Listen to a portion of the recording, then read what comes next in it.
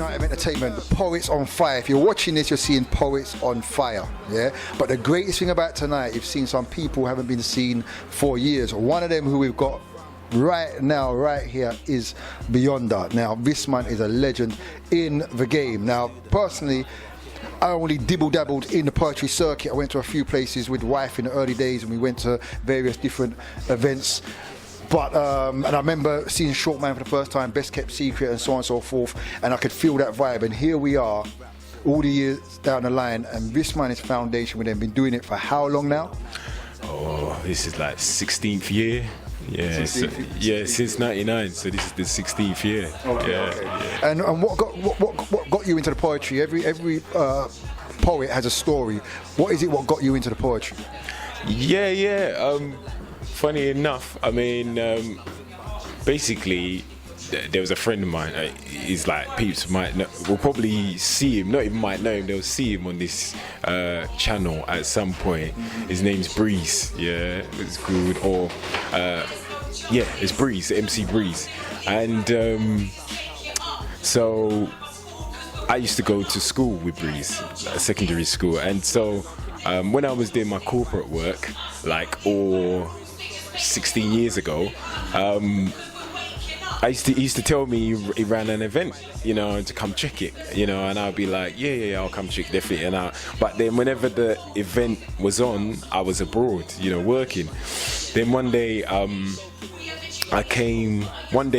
was coming back from playing tennis, and I saw him, and he said he was gonna go perform at one event. It wasn't his event, but he was going to go and perform at this event, which is kind of well known back in the day. I think it was called Poets versus Rappers or something like that. Like the people who were there would remember it. It had a particular name. I think it was like round 2, so it was like, it was like poets going there and rappers going there and seeing, how everybody is kind of matching up with each other. Anyway, so he was going there to perform with Ty, who I also knew from back in the day. So I was like, yeah, I'll come down and support you guys. I'll come see the event. And by this time, I wasn't performing or anything. I had ideas about things, but I was just like, on my corporate things. You know what I mean? And so I went down to support, as I said, and as it happens, you find out a lot of these things are running behind time, So I was going there thinking, yeah, it's gonna be on, and then I'm going. It was a Sunday evening, then I'm out, and so I was waiting for a little while, nothing happening. Then it was like, oh, okay, yeah, they're gonna be on, but they were gonna be on in like, I don't know, maybe like half hour, 45 minutes. So I'm waiting, and before they came on, these poets came on. These poets who are legendary as well, called 3+1, and on that particular evening, and 3+1 were made up of back then Darwood Grace, Nolan Weeks, Carl, what's Carl's surname? Carl Ramsey, and Natalie from Flowetry, yeah. But at that time, on that particular event, Natalie was ill, so she wasn't there. So when I saw them, I didn't know she was in the group, and they came on, they did this set, and it was like mad, it's like each of them did like a little 5-minute skit, as it were. They all 3 went up and they each did like their own skit. But when they did the skit, it was just like so original. It was so coordinated, even though it was one at a time. And it was, each one had their own characteristics, one was more jokey, one was more drama, one was maybe more melodious and cheeky, and it was just like bang, bang. I'd never seen anything like it. And so then afterwards I was speaking to them about it and whatnot, blah, blah, blah. And I was like, yeah, so when can I see you guys next? And where do you perform or whatever? And it turned out that then their next gig that they were going to was the event that my friend put on, yeah, which is legendary as well. It's called, in the spoken word scene, it's called Urban Griots. And So then I was like, okay, I'm gonna come check you. Then obviously I waited, saw my friends perform, Breeze and Ty, and then found out, as I said, that the next event that Breeze was doing, Breeze was one of 4 people who used to put urban griots on, and so I started going to that. And then when urban griots was like an open mic night, and it was open to everybody, and it's whoever signed up first, basically. They used to have like maybe 15 or 20 spots, you know, and then you come down, you sign up, you get like a 5-minute set, you know, and it was open to rappers, poets, whatever, you know.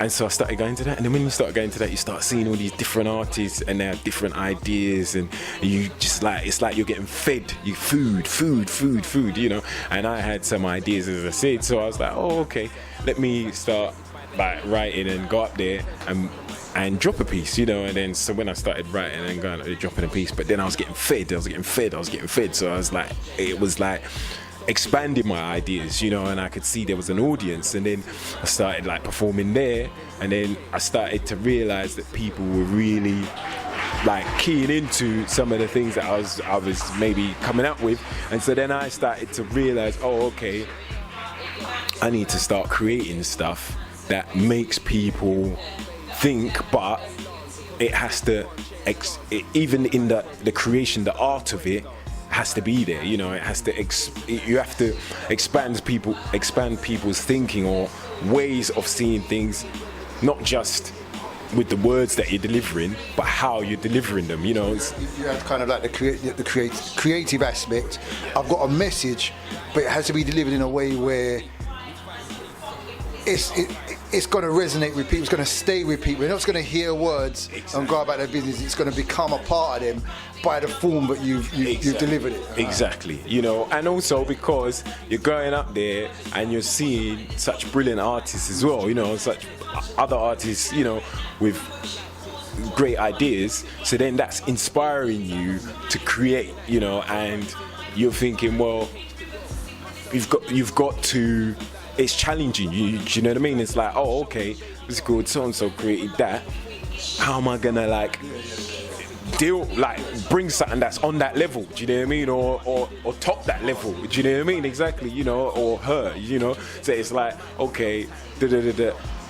And you go, and so then that pushes you to create something more interesting, more eloquent, or sometimes it's less, you know, it's about making it less of what people expect, you know. It doesn't have to be like the most complex lyrical, you know, it's just like simplicity itself, so then it just glides, you know. So it just was like a hunting ground, if you like. And then there's other events that also grew that were like massive, you know what I mean, that were really inspirational. They had their own different. Soul Food was another like well-known one, Tabernacle, all those kind of places. But yeah, that was my initial story, and so that's why I always big up 3+1, because they were the first ones that I saw that kicked into gear, you know, and made me think, wow, you know what I mean, I'm seeing that form, that art form, do you know what I mean? And then like people like John Z D, you know, many people may know him from like Breaking Convention, but you know, he was like dropping like lyricism. Then as well as lyricism, he was doing movement because his background is in dance and choreography, so he was synchronizing that. Then Benji Read as well, you know, I think Benji's up in Manchester, but he came down and did some mad movement stuff that was just like incredible. Anybody who has seen Benji's stuff, just like, yeah, wow. Okay. You were saying earlier on, before we got to the camera, in regards to, you know, you're back here today, and you know, you've got that whole history on the scene, you know, knowing all the spots, knowing all the people, working with them, working the scene. And then you mentioned, like, you know, you haven't really performed for maybe 4 or 5 years. You know, you haven't really been out there. You've kind of been off the circuit, which kind of happens to people sometimes. They're in their thing, and you don't see them. And here you are today at this particular event. Where was you? Yeah, well, as I was saying to some of the peeps up there, I was around. That's the funny thing, you know. It was cool. People think that I wasn't doing anything, you know, but I have been doing performances, but I've been doing stuff maybe in the background or less in the public view stuff, or shall I say less in the view of the scene, you know, in the sense that I've been doing stuff like with schools, been doing stuff with conventions, you know, doing stuff with almost how would you term, even sometimes like organizations and all of those kind more like social. It can be social, it can be community type stuff, but even some of it's not. Some of it's been corporate, you know. It's like corporate events and conventions and all that kind of stuff. Conferences, you know, but not necessarily. So i.e. when I say corporate conferences, so it might be that you're an IT. I remember one thing I did earlier this year was about security and IT, and basically when the delegates came in, the idea is that they could write words and pick words that they think about when they think about security and IT, and then I basically took what they were coming up with and created like a live art piece, if you like, a live poetry piece during that day, and then the next day presented it as the opening of the next day, you know, that kind of thing. So sort of like doing things that are in and around, not necessarily just I'm coming to do a performance kind of thing, you know. Interesting stuff again, creative stuff. Yeah, you know. And so what it is maybe I've done like a few events here and there that I haven't really publicized them and that kind of thing. They've been more like a favor to somebody or a friend or something, so something maybe a bit more personal, and not so many, like I said, gig nights, because basically it got to a stage whereby the scene wasn't growing, you know, in the way that it kind of needed to for the type of artists that were on that scene. Do you know what I mean? And so as an artist, it got boring, you know, in a sense. For me, it was good. I don't know about how some of the other artists, like you had Short Man up in here, you know what I mean, super fly, super big, you know, was it cool? I know he went up to Birmingham or sort of like other places out of town, but, you know, being in here, just being in London, if you weren't getting, I mean, I've done some international stuff here, there and everywhere, but, you know, if it wasn't like regular and it wasn't on and popping, you didn't want to just, it's like a pond, it becomes like a, you know. And for me personally as well, like on the financial level, the sort of, because I had a manager and all sorts, the sort of professionalism and requirement that I required, people weren't really on that level, you know. So it just wasn't supported, it wasn't conducive, do you know what I mean? And then at the same time, you know, life's going on as well, you know, you're becoming older, you're having other responsibilities, whatever, you know, you need to make things work, you know. So I just took a step back from that particular side of things, do you know what I mean?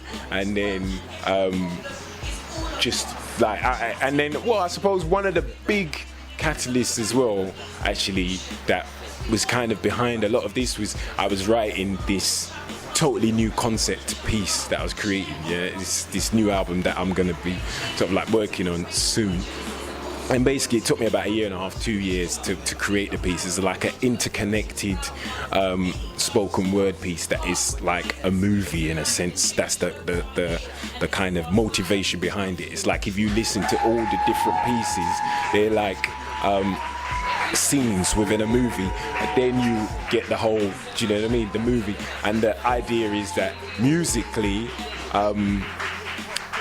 it has a score, and that score informs you like the music in a film informs you, you know. So it took me about 1.5 2 years to try and complete writing the piece, you know, and then maybe like another year and a half trying to work with different producers, try and find a producer that kind of hit the sound and understood the concept, you know. And so then I was working also with like an organization or two to try and generate some funding to finance the whole thing. So it's sort of like 3-4 years just to get to this point, you know, where I'm like, okay, I know the producer that I want to work with. I've written the pieces, you know, and now it's time to sort out the finances for it, you know. Okay, so with where we are now, I mean, because you came down here today for this event, you know, firstly, what brought you down to this event? And then secondly, the question would be, in regards to the work that you've been working on, how soon before that drops? And does GKTV, and we're going to be in the loop on when this thing is going on, you know, because we're trying to rock some exclusives up in here. That's what we're trying to do, to keep people locked on to, like, this is what's going on. So, you know, firstly, what brought you down here today to get involved with the cause, what's being spoken about at this event? Yeah, well, basically, Emma, the young lady Emako who organised the event, you know, Poetry Meets Art, she just she hit me up, actually. Funny enough, she hit me up on Facebook and said, I know that you're not. She said, I know you're not doing like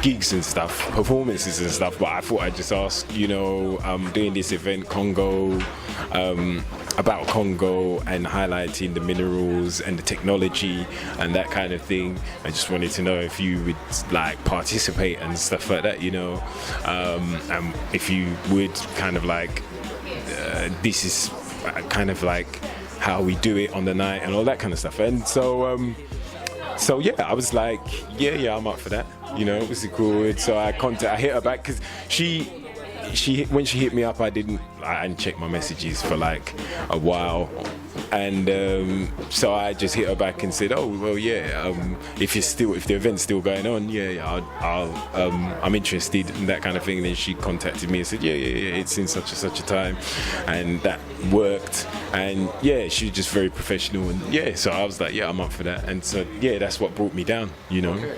So, and you know, finally, because I know, you know, we're starting to wrap up now and we want to move, the stuff that you've been working on behind the ears, and when you kind of explained it, I hope you don't take this in the wrong way, but just the concept to me, I look at an artist like R. Kelly, and when he came up with that Trapped in the Closet kind of just the idea, what came to his mind of narrating this story, and you know, the visuals and all that kind of stuff, and you know, it was the kind of first kind of its kind, and it showed the creativity of where he was taking what he wanted to do in it, and he just, I'm going to experiment with this, and a lot of people didn't like it. I mean, I enjoyed it. You know, I always enjoyed his music. But it wasn't the music; it was the mind behind how he came out with that concept and created this story all the way through. And it was like listening to a tune, but there's a tune that was just going on and on and on. But it gave you a story as well. And in regards to what you've just explained, not to compare it to the same type of thing, but I can see the mindset behind what you're trying to do, and you know, I'm kind of anticipating when it's going to come out. How soon before that hits the street, that actually goes out, it's ready to go? Is it going to be a few more years we're waiting, or you're now in the game? Well, probably, we're thinking it's 2015 now. I'm thinking 2016. September 2016, that's where we're looking, because basically now I'm going to be imminently in the next like month or two, probably in the next 2 months, I'm going to be setting up a crowdfunding site to generate the money to then go and do it, you know, because musical is going to take quite a lot of money to make it happen. But what we've managed to do is do a demo, of one of the pieces, so people can hear the sort of quality that I'm talking about, and they could kind of have a feel of the story, as it were, and also they'll get a little synopsis of what's happened before, as it were, so that when they jump in the scene, they're not totally blind. And as well as that, each of the characters are gonna have their own profile, and so in that particular episode, like there's 4 characters that are mentioned. There's going to be profiles of those 4 characters, so people can actually, this is on the website dcosmic.net, my website dcosmic.net. They go there, and it's called Certificate 18 is the name of the series, if you like. And when they go and check that, they'll see the characters, you know, like one of the characters is called the Sniper. So they will get to hear about the Sniper. They'll see his real name, they'll see his background, and even just in getting the flavour of those characters changes your perception of the piece, because you start seeing, oh, this man's from Japan, you know what I mean? This man's from this place, you know. So there's a whole mental concept behind it. It's not so, you know, because we're kind of running out of time now, and we're running out of power. So, you know, just very, very briefly then.